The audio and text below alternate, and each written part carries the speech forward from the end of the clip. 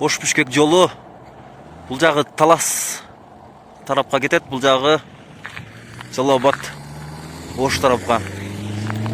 Кечки саат 6 чамасы. Аябай суук күч алып турган убак экен. Бул жерде мына кардын калыңдыгы аябай көп. Мына бул жерде мусулман боордош бир туугандарыбыз намаз окуп атышат. Машалла. Аллах кабыл кылсын намаздарды. Машалла. Суук аябай катырып атат. 10-12-13 градуска чейин бар болуш керек. Болжолдоп турам.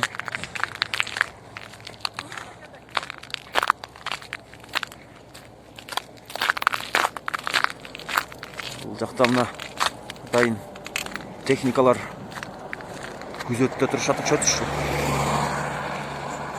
Бири бул жерде токтоп турат, бири келе атат. Жол бирок ачык, кар жок.